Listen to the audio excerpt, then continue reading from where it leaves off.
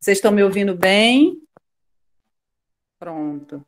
Olha, gente, nós temos esse trabalho presencial e online.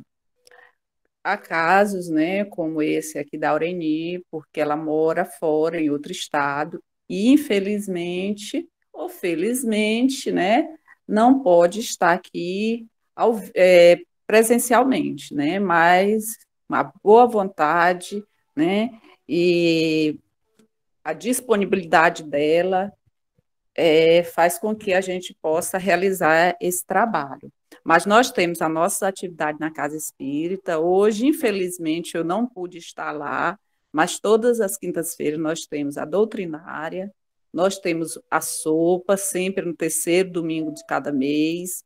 Nós temos um trabalho às quintas-feiras, ou melhor, acho que é às terças-feiras. Se eu estiver errado, alguém me corrige, por favor.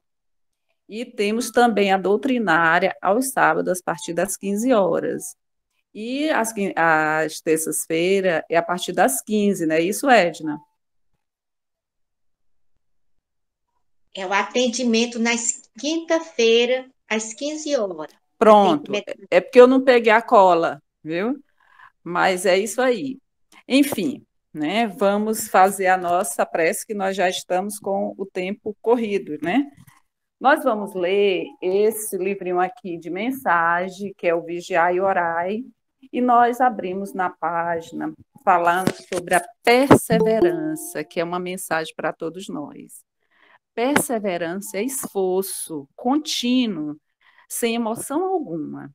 É obra de paciência e determinação no que se pretende alcançar. Quem desanima não conclui qualquer tarefa. Quem não persiste no que faz, deixando com frequência uma coisa por outra, não consegue produzir. Tudo com toda construção sólida demanda tempo. As edificações espirituais requer disciplina. Se a semente germina relativamente depressa, custa-lhe produzir. Quem não se fixa em determinada atividade não logra em parte alguma, o êxito que almeja. A inconsistência é um desperdício de energias.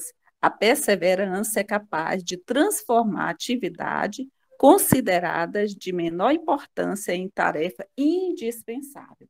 Então, baseado nisso, nós vamos fazer a nossa prece, né? Elevando nosso pensamento ao alto, e nesse instante vamos mentalizar Jesus entre nós. Mestre querido, mestre amado, agradecidos estamos pela essa oportunidade de estarmos aqui, reunidos em teu nome.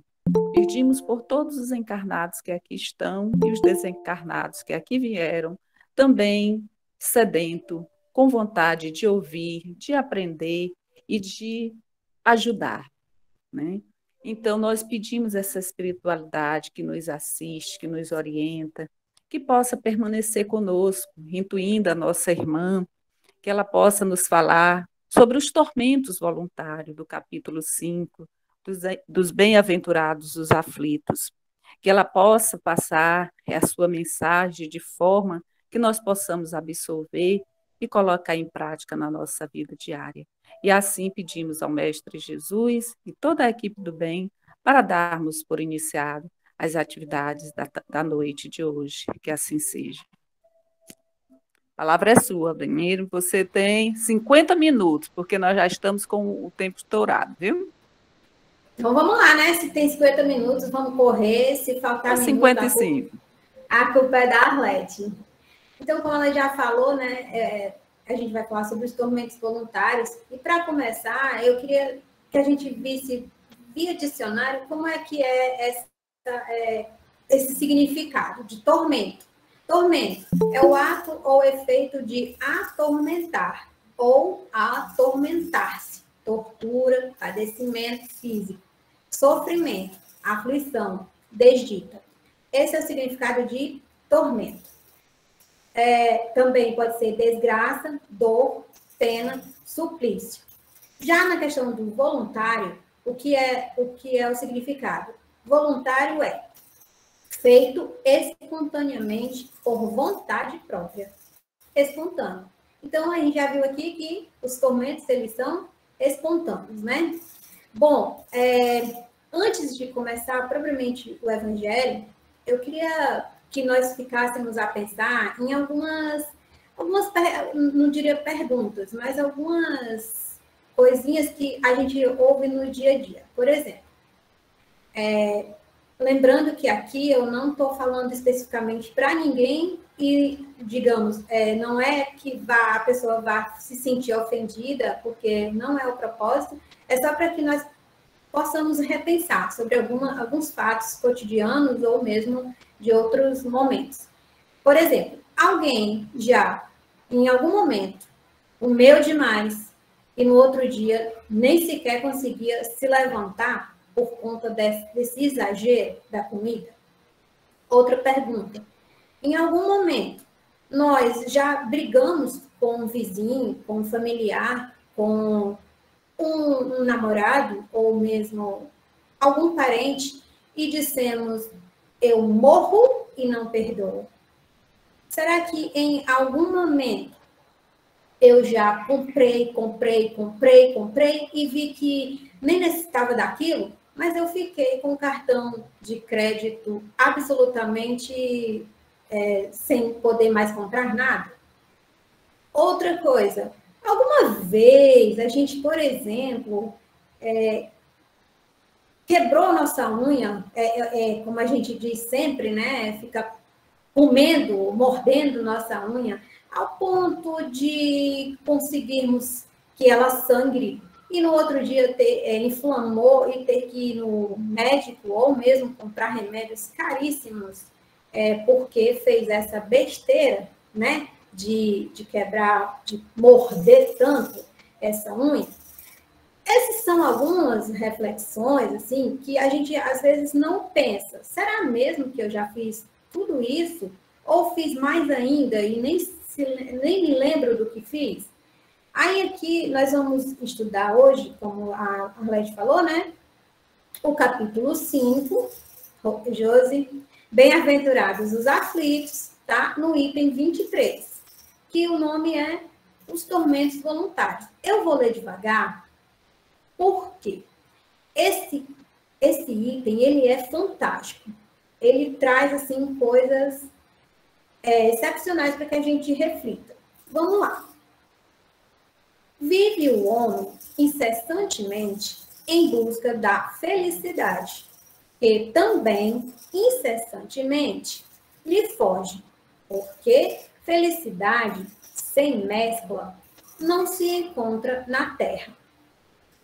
Entretanto, malgrado as vicissitudes que formam o cortejo inevitável da vida terrena, poderia ele, pelo menos, gozar de relativa felicidade, se não a procurasse nas coisas perecíveis e sujeitas às mesmas vicissitudes. Isto é, nos gozos materiais, em vez de a procurar nos gozos da alma, que são um prelibar dos gozos celestes. Imperecíveis, em vez de procurar a paz do coração, única felicidade real neste mundo. Ele se mostra ávido de tudo o que o agitará e turbará, e, coisa singular, o homem, como que de intento, cria para si tormentos que está nas suas mãos evitar.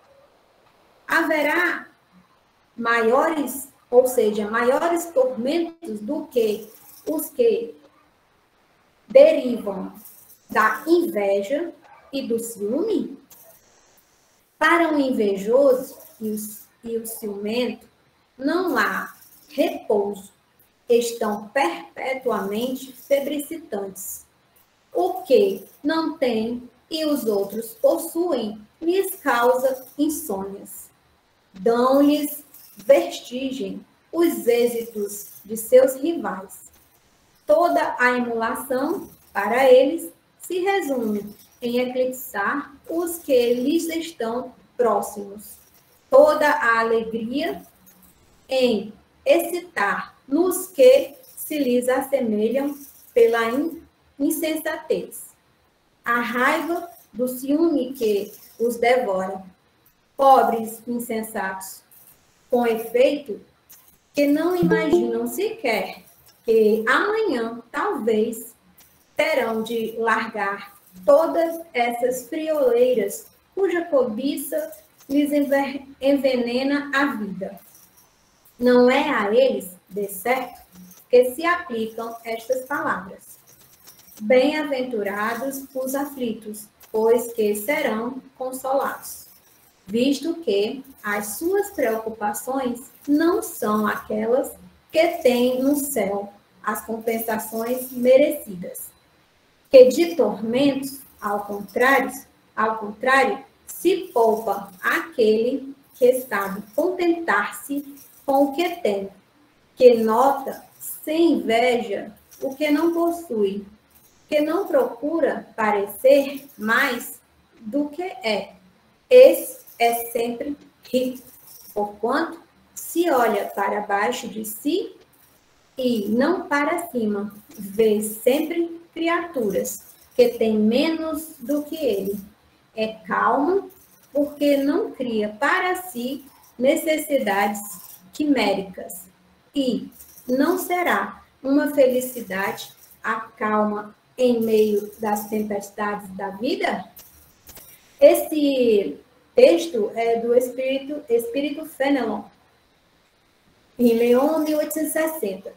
Aqui eu vou abrir um pequeno parênteses. Há 2000 anos chegou aqui na Terra Jesus e trouxe para nós muitos conhecimentos. Em 1854, aproximadamente, abriu-se a primeira escola de psicologia no mundo. A essa mesma época, em meados de 1854, Kardec começou a saber das mesas girantes e passou a estudar o Espiritismo. Então, em 1864, chegou o Evangelho. E eu fico a me perguntar o seguinte, não é uma crítica, mas, até hoje, escolas de psicologia vêm buscando respostas para certos dilemas, eu diria, da mente. Não entenderam ainda que somos espíritos, que cada um tem encarnações e que cada um busca o progresso para chegar mais perto de Deus. Eles estão a cada dia, os psicólogos, buscando mais e mais teorias e diferentes escolas. A gente que já viu um pouco de psicologia sabe, Gestalt, Jungiana e um monte de outras. Porém, nós já temos isso há muito tempo. Desde quando? Desde quando Jesus chegou, aqui na Terra para trazer para nós tudo isso. O detalhe mais interessante é que, lendo esse evangelho, nós percebemos que é exatamente o que diria alguma das escolas se percebessem e mirassem em Jesus. E aí tem um livro que foi lançado em 2001, se eu não estiver enganada a data, de um terapeuta, e ele colocou o nome do livro de Jesus, o maior psicólogo que já existiu. O que ele fez? Ele pegou alguns textos do Evangelho que a gente conhece, das Bíblias tradicionais, e dissertou esses textos na visão da psicologia. Esse já foi por um caminho parecido. Ele podia ter aproveitado o Evangelho de Jesus, do Espiritismo, o Evangelho segundo o Espiritismo, e tantas outras coisas que o Espiritismo nos traz. E aí, voltando para a parte dos tormentos, nesse Evangelho ele diz o quê? Exatamente que nossos tormentos, ele deriva da inveja, do ciúme, do egoísmo. Não diz tudo isso aqui, mas quando a gente fala de ciúme, de inveja, e a gente pensa naquelas perguntinhas que eu fiz, naquela vontade de diferença, eu ruí minha unha, mas eu, por acaso, né, no outro dia estou com esse problema sério. Eu comprei, digamos, um carro e agora eu não tenho como pagar. O mais interessante é que eu também não tenho onde colocar, não tenho uma garagem. Então, a gente vê que esses tormentos, muitos deles, derivam dos exageros que nós fazemos na nossa vida, de certa forma, da ambição, né? E o Livro dos Espíritos, na questão 705, ele pergunta assim, por que nem sempre a Terra produz bastante para fornecer ao homem o necessário? Aí olha o que diz o Espírito. É que, ingrato, o homem a despreza. Ela, no entanto, é excelente mãe.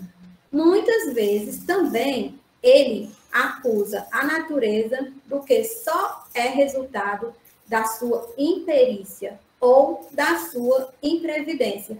Vimos isso também ali, né, nos tormentos. Pela nossa imperícia e imprevidência, nós causamos a nós mesmos tormentos. E aí ele continua. A terra produziria sempre o necessário, se, com o necessário, soubesse o homem contentar-se. De novo, a ambição, o orgulho, a vaidade. Vaidade essa que, por vezes, a gente consegue até se machucar profundamente. Quando a gente vê nos jornais, muitas vezes, pessoas, e eu volto a dizer, não é uma crítica, eu estou falando aqui do que eu escuto e do que acontece na vida, no dia a dia. Então, a gente vê muitas vezes nos jornais pessoas que colocaram algo no rosto, um piercing, ou fizeram uma lipo e acabaram em hospitais, porque inflamou, por um monte de outras coisas, né? Então, ele continua. Se o que ela produz não lhe basta a todas as necessidades, é que ele emprega no supérfluo o que poderia ser aplicado no necessário. E aí ele continua ainda alguns momentos, né, mais alguns trechos, e eu não vou ler tudo, porque a Arlete já me deu um mega puxão de orelha, né, que eu tinha pouco tempo, não sei para que tempo, mas, continuando, eu falei nesse minuto, né, sobre o problema da gente mexer muito no nosso corpo e causarmos tormentos, né, os tormentos tais voluntários, né, e já vimos no dicionário o que é tormento e o que é voluntário. E aí, dentro desse processo de tormento, no livro dos Espíritos, deixa eu ver se é no dos Espíritos, não. É no trecho do Evangelho, também. No capítulo 5 ainda, no item 17, peraí que eu estou toda amarrada. No capítulo 17, sede perfeitos, no item 11, que tem o item cuidar do corpo e do espírito. E aí diz assim, ele é um pouco grande, mas diz assim, não castigueis o corpo pelas faltas que o vosso livre-arbítrio o induziu a cometer, e pelas quais é ele tão responsável quanto o cavalo mal dirigido, pelos acidentes que causa. Tereis, porventura, mais perfeitos, se martirizando o corpo, não vos tornardes menos egoístas, nem menos orgulhosos e mais caritativos para com o vosso próximo? Boa pergunta, né? Então, assim, nós causamos tormentos no nosso corpo, principalmente nessa encarnação, porque queremos ser bonitos, queremos estar em forma, queremos parecer melhor que os artistas de cinema, mas o que pode acontecer? A gente está castigando o nosso corpo sem necessidade. Mas o que eu estou falando aqui é que quando a gente procura fazer isso e, como diz na gíria, se ferra, né? Porque se magoa, vai ter que ficar não sei quantos dias no hospital só por conta disso. Aí ele diz que não, que o importante não é você cuidar do seu corpo exageradamente. Tudo aqui no Espiritismo é o exagero. A gente tem que pensar que tudo que é falado aqui não quer dizer que você deixe de cuidar do seu corpo. Ele diz apenas que você não precisa castigar o seu corpo exageradamente. Porque o que importa realmente é o espírito, é a busca por estar mais perto de Deus. E aí ele continua. Não, a perfeição não está nisso. Ou seja, no que você está fazendo com o seu corpo. Está toda nas reformas, porque fizerdes passar o vosso espírito. Aí ele ainda dá umas dicas. Dobrai-o, submetei-o, humilhai-o, mortificai-o. Esse o meio de os tornardes dócil à vontade de Deus e único de alcançardes a perfeição. Aqui fecha um pouco, né? Quem disse isso foi o Georges, o espírito protetor, em Paris, 1863. Aí, assim, os tormentos voluntários, como a gente viu, ele deriva muito também do materialismo. Só que os tormentos voluntários, eles podem ser de algumas formas. A gente pode ter tormentos voluntários que afeta do passado, que nos afeta no presente. A gente pode ter tormentos voluntários que nos afeta no futuro. E a gente pode provocar, porque a gente já viu que se são voluntários, somos nós que provocamos esses tormentos. E a gente vai ver que também, após o desencarne, porque nós somos espíritos, isso já devemos ter na nossa consciência, e somos reencarnacionistas e vamos voltar muitas e muitas e muitas vezes, até o nosso espírito estar burilado das imperfeições, né? E aí, gente, esses tormentos voluntários, eles podem também nos afetar no futuro. Por exemplo, se eu sou muito materialista, hoje, quando eu desencarnar e voltar, é provável que eu tenha um traço de materialismo. Mas, por vezes, aqui na Terra, ainda encarnados, esses tormentos são tão ferozes que a gente faz coisas que não devia. E aí eu vou abrir um pequeno parênteses a respeito desses tormentos. Hoje é 1º de setembro. Nós estamos iniciando a conscientização sobre o suicídio. E quem disse que essa conscientização não tem tudo a ver com os tormentos voluntários? Sim, porque quando eu sou materialista, digamos, eu tinha uma riqueza, eu tinha apartamentos, eu tinha cargo, eu tinha isso e muita coisa mais, mas eu perdi, de alguma forma, de novo, pela minha imprevidência, pelos meus tormentos, eu perdi tudo aquilo. E aí, o que é que eu fiz? Eu saí da minha vida. Eu pedi, né? Eu me suicidei e fiquei vagando aí nos mundos porque estava perdido. Então, esse de setembro, né? Esse mês de setembro, ele é todo voltado para muitos espíritas, né? Nessa conscientização da gente valorizar não o corpo, não as coisas materiais, mas, de novo, valorizar o que é importante. O que é importante, então? O meu espírito, o progresso, a busca pelo conhecimento, a vontade de ser melhor. Isso, sim, evita que nós nos atormentemos. E aí, nesse mês, né, falando sobre a prevenção ao suicídio, o materialismo, como eu já disse, ele é quem muitas vezes traz, né, essa vontade, ou sei lá, não digo vontade, mas traz essa sei lá, o que não sei nem dizer uma palavra assim, porque não é uma vontade que você tem de suicidar, né? É uma falha. Tem um microfone ligado que eu não sei de quem Fora o meu, é claro. Então, o que acontece? A gente vê que o suicídio ele é muito complicado, porque ele pode, né, destruir famílias, e enfim.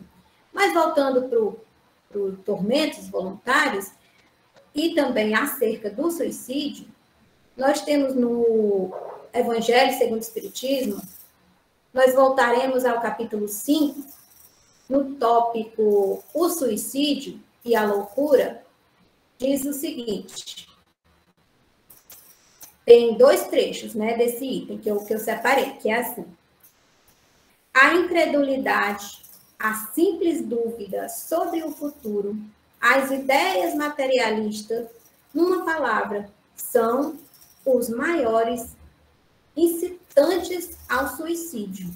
Ocasionam a covardia moral. Aí, continua o trecho, mas eu parei e continuei no outro aqui, ó.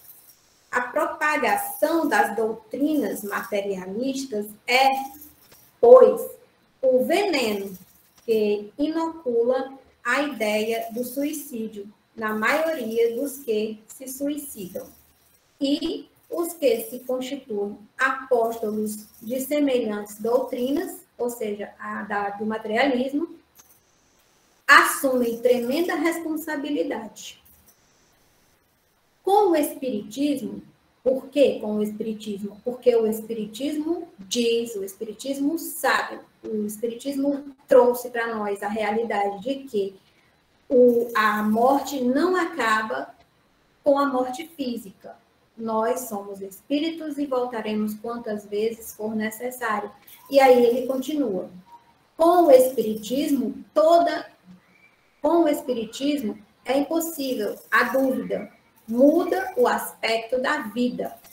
O crente sabe que a existência se prolonga indefinidamente para lá do túmulo, mas em condições muito diversas, donde a paciência e a resignação que o afastam muito naturalmente de pensar no suicídio, donde em a coragem moral. Aqui ele já fecha com essa parte, né? E uma coisa interessante a respeito dos tormentos voluntários é que, como eu fiz aquela pergunta, alguma vez você já pensou, por exemplo, brigou com alguém, com a família, com o namorado, com quem quer que seja, e disse, eu morro e não perdoo? Pois é. No livro O Céu e o Inferno, que tem os suicidas, lá num trechozinho que a gente estuda, né, sobre os suicidas, eu peguei histórias de pessoas, de espíritos que se suicidaram e os motivos. E a gente vê que esses motivos são exatamente os tormentos que nós fazemos aqui na Terra. Quando eu disse que os tormentos voluntários, ele nos afeta no passado, ele nos afeta no presente e ele nos afeta no futuro, é porque, provocando o suicídio, eu também estou atormentado. Mesmo desencarnado, eu me atormento. E aí, sim, é um momento de tormento que foi voluntário numa outra vida, mas que foi trazido no futuro. E aí a gente vê alguns espíritos, quando no ato do suicídio, foi chamado, né, foi por Kardec para por alguns médiuns, e assim, olha só os motivos. Por exemplo, o espírito da Samaritana, ele se sentia abandonado pela família, e aí suicidou-se. Sempre nas comunicações, eles relatam o quê? O suplício pelo qual ele está passando. Os suplícios que ele passa por conta desse ato, que foi impensado e porque não entendia que o corpo não é o ponto principal da nossa vida. Nessas comunicações são relatados muitas muitos tormentos, não mais tormentos voluntários, mas tormentos morais. Então, é bem interessante esse livro. Outro espírito, que foi um pai, que o nome lá é o pai conscrito. O filho ia para a guerra, e ele, não confiando na bondade divina e em tantas outras coisas, ele cometeu suicídio para que o filho não fosse chamado para a guerra. E aí, né, ele suicidou para evitar que o filho fosse para a guerra, porque aí, tendo um pai não existente, o filho assumiria a função de pai. Só que depois, né, como a gente vê, o arrependimento veio profundamente. Tormento voluntário. O Luiz, ele, lá tem escrito Luiz e a pespontadeira de botinas. Esse senhor, o Luiz, ele cometeu suicídio porque ele estava supostamente apaixonado, que é uma coisa que a gente se atormenta sempre, né? Acha que está apaixonado e que a pessoa vai te deixar e tu nunca mais vai encontrar outra, e um monte de isso, né? E acaba cometendo suicídio. Foi o caso do Luiz. Ele achava que a mulher, a pretendida, não gostava mais dele e cometeu o suicídio. E aí depois quando o espírito está desencarnado, ele percebe melhor as coisas, porque não tem mais o corpo físico para impedir os raciocínios. E aí ele conseguiu perceber que a mulher realmente não o amava, mas ele também não amava. Ele estava sendo apenas orgulhoso, porque queria aquela esposa, porque queria que ela, aspas, sustentasse ele na casa, porque ele morava em condições não muito boas. Então foi o quê? O orgulho, a vaidade, a ambição, né, a falta de amor próprio. Então a gente vê que esses tormentos todos, né, foram causados pelo suicídio. E ele acabou, né, suicidando e depois percebeu que foi uma coisa imprevidente. Ele não precisava daquilo, porque ele iria conseguir uma outra pessoa em um outro momento. Então é muito interessante essa questão do suicídio, vista pelo lado dos espíritos suicidados. E tem aqui o Felício. Esse sim, ele era extremamente materialista, né? E perdeu todos os bens. Aí volta para aquelas perguntinhas que a gente fez sobre os materialismos, sobre você ter uma coisa e não poder usar, enfim.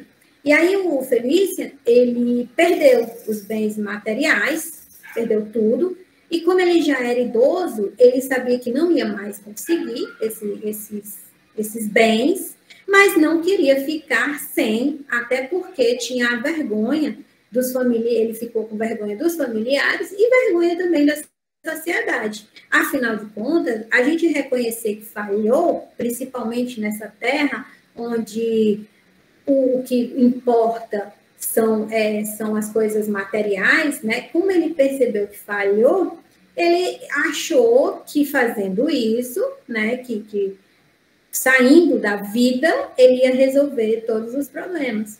O problema é que não resolveu, né? E nas comunicações a gente percebe o quanto ele não resolveu esses problemas. Então, assim, a gente já viu, né, tudo isso, que não dá para você se atormentar por coisas efêmeras, né, que essas coisas passam rapidamente. E a gente já viu também que esses tormentos, eles chegam às encarnações tantas quantas forem necessárias, né, e que isso é que domina as nossas imperfeições morais, né, assim, isso é que domina. Esses tormentos, eles impedem que nós cheguemos ao progresso, porque nós estamos tão sem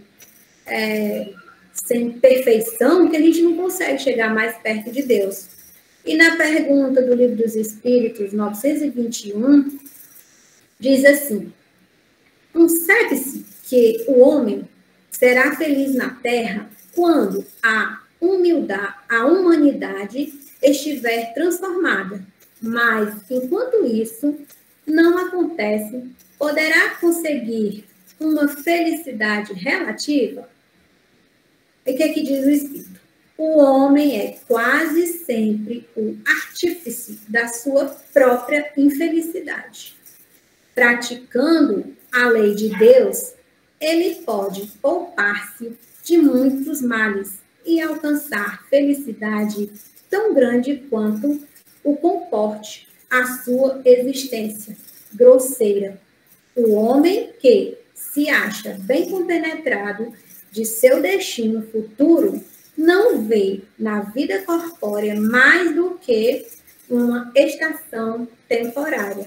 É como uma parada momentânea numa hospedaria precária. Consola-se facilmente de alguns aborrecimentos passageiros de uma viagem que deve conduzi-lo a uma posição tanto melhor quanto melhor tenha cuidado dos preparativos para realizá-la. Somos punidos já nesta vida pelas infrações que cometemos às leis que regem a existência corpórea por meio dos males decorrentes destas mesmas infrações e dos nossos próprios excessos. Se remontarmos pouco a pouco a origem do que chamamos nossos desgraças terrenas, veremos que, na maioria dos casos, são as consequências de um primeiro afastamento do caminho reto.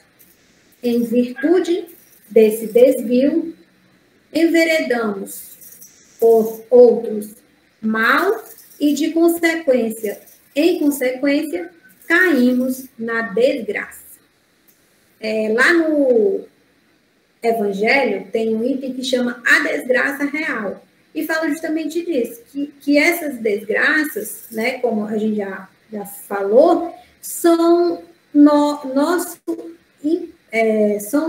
nossos, digamos, as nossas imprevidências que causam essas desgraças para nós mesmos. Como eu mencionei antes, né, aquela perguntinha boba, mas que é muito certo, tipo, você come tanto que no outro dia não consegue sequer se levantar, a ressaca da comida, ou você faz uma bobagem e no outro dia tem tanta tristeza que vem a tal chamada ressaca moral. Então, isso aí é exatamente o que está sendo dito aqui, nesse item que eu acabei de ler, né? Que a gente fica pensando que só é bom aqui na Terra e esquece que o que é bom mesmo é estar bem para chegar lá mais perto de Deus também muito bem, sem os comprometimentos morais. E aí, assim, eu não sei quanto tempo falta, mas eu vou falar aqui, se sobrar, não tem problema não. Aqui, como eu falei antes, né, a gente já viu psicologia, já viu um monte de coisa, mas eu vou trazer para vocês umas dicas de como ter um melhor aproveitamento, tá certo? Para amenizar os tormentos voluntários. Vamos lá. Coisa boa. Vamos tudo aprender, né? Primeira coisa, gente. Primeira dica infalível: buscar a Deus. Buscar a Deus todos os dias, saber que Ele existe, que Deus é tudo na nossa vida, porque foi Deus quem nos criou.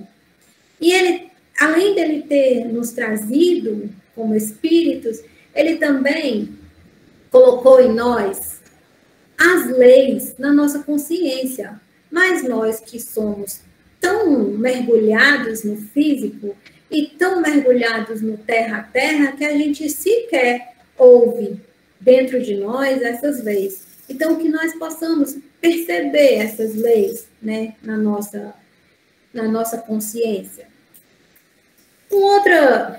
uma outra maneira de saber, né, como não fazer besteira é ler.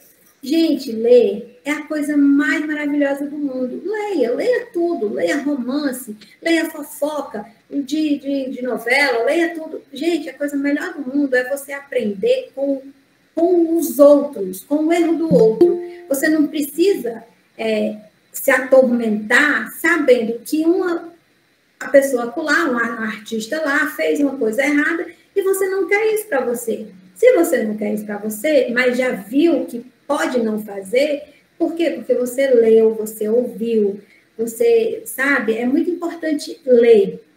Eu brinco sempre que quando. Agora não, a gente está trabalhando online, né? Mas quando a gente trabalhava pessoal, físico, né? Não online, a gente andava muito, eu não sei como é que chama aí no Piauí, mas aqui a gente chama de topic. A gente andava de topic. Gente, o que eu mais adorava fazer é quando a topic estava lotada, eu ficava escutando as conversas do povo. Cada coisa interessante. Aí, quando eu chegava em casa, eu ficava conversando, né, com o Tiago, e tal coisa, assim, assim. Eu não quero isso para minha vida, isso eu dizia, né? Então, assim, você observar o outro, saber o que o outro pensa, você tanto é ajudado, porque você não falha com as bobagens que outros possam estar fazendo, como também você pode ajudar aqueles que estão no processo ainda de desenvolvimento. Então, isso é muito importante. Observar o outro. Outra coisa, músicas. Ouvir músicas é muito bom. Mas, gente, que tipo de música eu escuto, tá? Por exemplo, eu já aprendi no Espiritismo que quando a gente dorme, o nosso espírito, aspas, se afasta do corpo e vai para lugares. Isso a gente vê muito em todos os livros da codificação, a gente já sabe disso.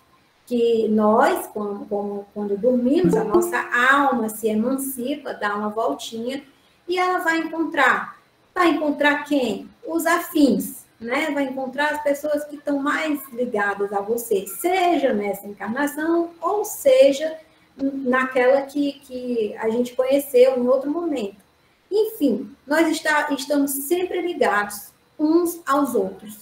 E aí, quando você ouve, por exemplo, à noite, você ouve uma música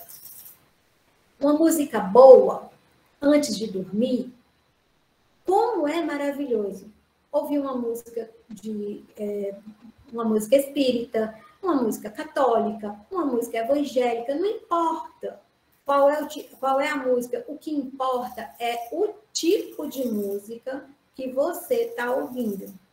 E aí, gente, eu peguei aqui. E também não esquecer das palestras, tá? Palestras edificantes, é tudo de bom. Olha, não tem como você ouvir uma palestra e não se sensibilizar pelo conhecimento, pela maneira que a pessoa está se expressando, né? Tem muita maneira de você se elevar. Aí, o que acontece? Voltando para aquelas músicas, eu escolhi aqui uma música e eu vou ler o trecho dela para vocês verem. Vamos supor, você vai dormir com essa música aqui. Olha a diferença, tá? A música diz assim. Vamos lá. Vou até dizer, vocês vão já saber qual é. Diz assim. Diz que aguenta bebida, tomou 2 seguidas, perna bambeou, ainda não lembrou. Vou refrescar sua memória. Tentou agarrar o garçom. Derrubou a caixa de som. E, para variar, queimou a largada. Tentou até ligar para o ex. Para sua sorte, eu não deixei. Já estava tudo rodando. Pediu outra rodada. Amiga, você estava bebaça. Subindo na mesa, virando garrafa. Amiga, você estava bebaça. Tomou tudo. Tomou fora, até tomou fora na cara. Ela só não conseguiu tomar vergonha na cara. Então, isso aí você vai dormir com isso, tá? Legal, né? Você vai dormir. Vamos desejar o bem sem olhar a quem. Acabar com a solidão no ato de estender a mão. Peça tudo o que você quiser. Acredite na sua fé. Paz, saúde, vigor, sucesso, alegria, esperança e amor. Aproveite todas as sensações. Sinta a chuva te molhar. E quando o sol chegar, deixa esquentar. Tenha dentro do seu coração pureza e verdade, com intensidade. Então, olha o tipo de música. Isso sim é um tipo de música, é quase uma prece. Então, a gente tem que pensar que quando nós formos dormir, até isso a gente tem que se preocupar. Porque isso nos causa tormentos muito grandes durante a nossa saída do corpo. Como a meninazinha que a Arlete disse, né, que eu já estou estourada, eu vou só... Uma outra dica, né, que agora não é minha mais, é uma dica de Santo Agostinho. Todo mundo já ouviu falar nessa questão 919, no livro dos Espíritos, que diz assim, qual o melhor prático, qual conhece-te a ti mesmo? E a 919A diz, compreendemos toda essa sabedoria desta máxima, mas a dificuldade está precisamente em cada um conhecer-se a si mesmo. Qual o meio de consegui-lo? E o que havia feito? E perguntava a mim mesmo se não faltaria algum dever.